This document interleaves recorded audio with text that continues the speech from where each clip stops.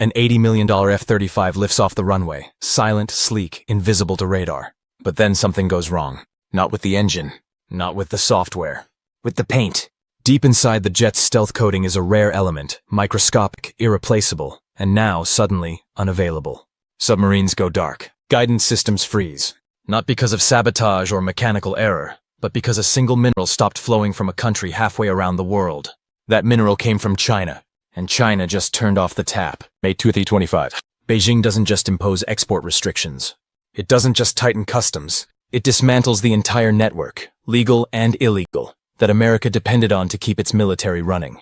The rare earths that once slipped quietly into U.S. supply chains, rerouted through South Korea, disguised as cosmetics, are now tracked, exposed, blocked. And the Pentagon sounds the alarm. Some of the nation's most advanced weapon systems could begin shutting down in less than 90 days. Not months. Days. This isn't a trade war. This is something colder, quieter. A kill switch, and it just clicked. On May 9th, China unleashes Operation Thunder.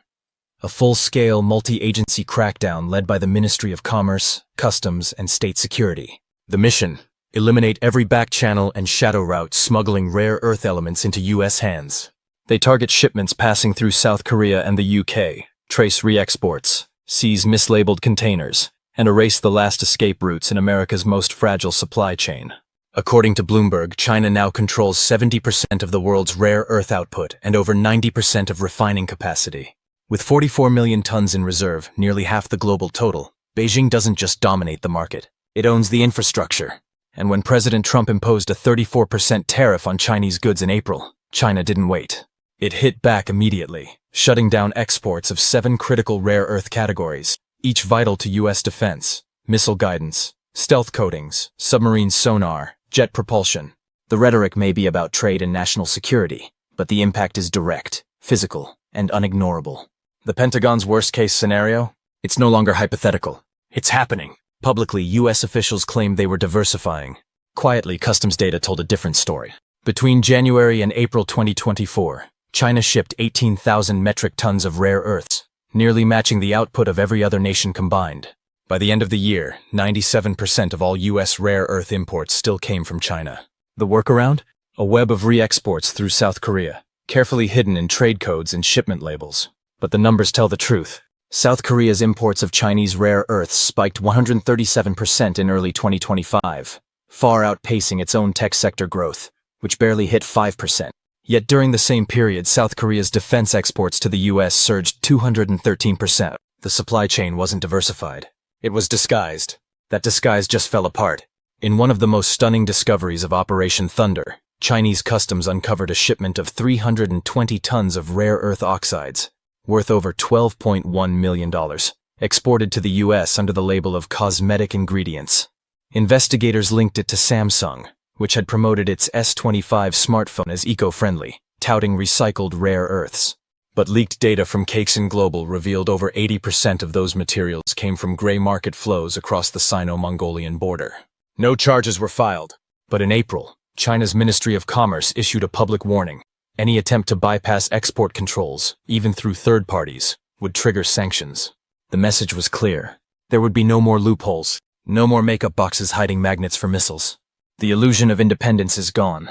The strategy was always to route around China, using allies as buffers. But that strategy wasn't a firewall. It was a revolving door. According to Reuters, over 90% of rare earth ore, even when mined in places like Australia or Myanmar, still ends up processed in China.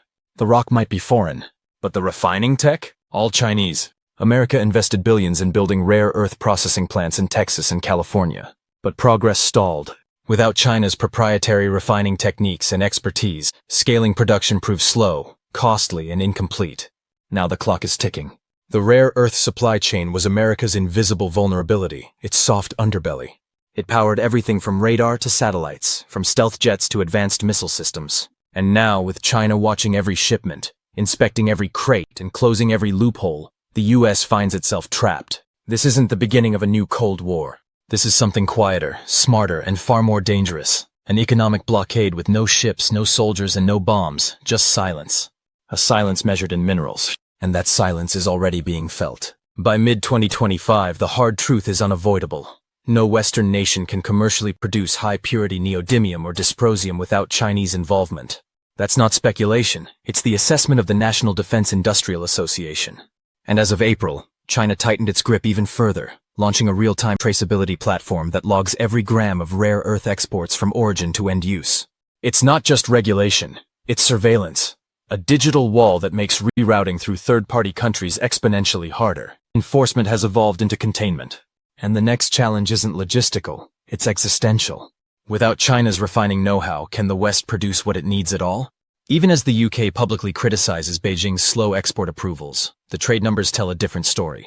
In the first quarter of 2025, Britain imported 40% more rare earth magnets from China than it did a year earlier. Yet domestic industrial demand rose only 15%, according to customs data reviewed by the Financial Times. So where did the excess go? Defense analysts at Chatham House believe the answer lies across the Atlantic, funneled quietly into U.S. defense supply chains, especially the F-35 program, which swallows 417 kilograms of rare earths per jet. British companies deny any wrongdoing, but China was already ahead of them. On May 14th, it authorized 3 new exporters, each now required to declare buyer identity and end use under threat of criminal penalty. As one Chinese official told the South China Morning Post, "This isn't red tape, it's counterintelligence." The stakes are climbing fast. If China shuts down rare earth exports entirely, Pentagon simulations predict most U.S. weapons production lines would begin collapsing within 90 days. The F-35 stealth fighter, already snarled by production delays, relies on Chinese elements for its radar coatings and engine components. Without yttrium or gadolinium, an $80 million jet becomes a grounded shell. The Navy faces an equally brittle edge. Virginia-class submarines require over 4 metric tons of rare earths each. Herbium powers sonar, neodymium enables near-silent propulsion. These aren't exotic features, they're mission-critical.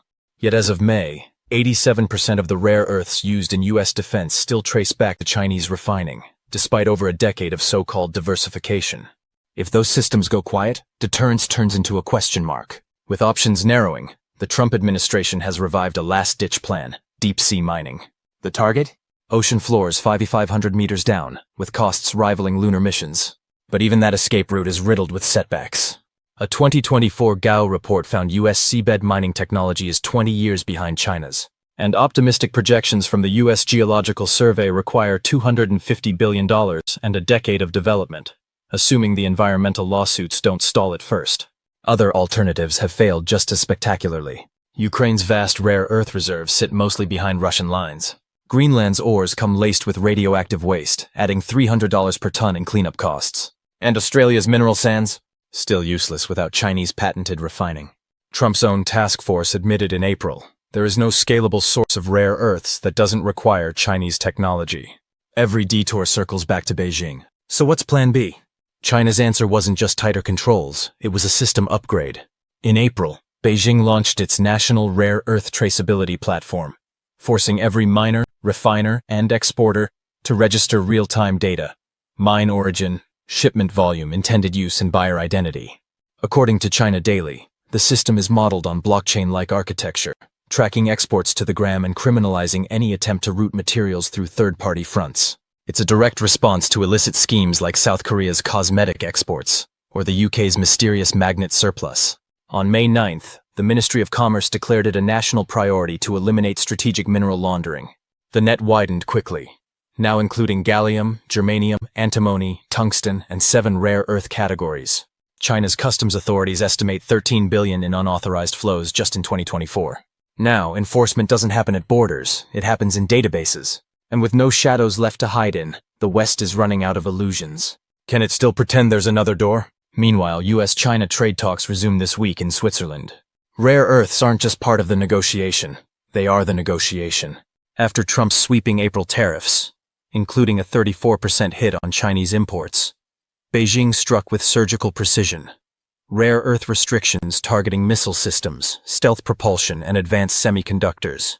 Bloomberg reports that 68% of U.S. rare earth imports still come directly from China, with another 24% arriving via intermediaries like South Korea or the UK, countries now under Beijing's microscope. In a leaked May memo, Chinese officials warned that strategic resources must not be used to prop up hostile defense ecosystems. It's not rhetoric, it's policy. And despite new processing facilities breaking ground in Texas and California, American production remains years behind. The defense sector is exposed to a single point of failure, warned Morgan Stanley's Derek Lee in a May 12th report. And that point is China. So what does Washington trade away to keep the assembly lines moving? Because Beijing didn't just restrict materials, they built the master switch. And now the world is waiting to see if they'll pull the plug. Rare earths are no longer obscure commodities. They're the fuse in a global standoff.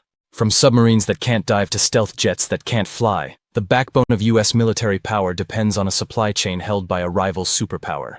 This isn't economic pressure. It's industrial containment, and it's working. But there's more. Insiders say China's next target won't be minerals, it'll be machines. If Beijing decides to clamp down on the tools required to manufacture advanced weapons, the laser cutters, precision grinders, high-temperature alloys, the West's vulnerability will deepen further. Because if you can't refine rare earths without Chinese tech, and you can't build the tech without Chinese machines, then the question isn't how to catch up. It's whether you ever really had control to begin with.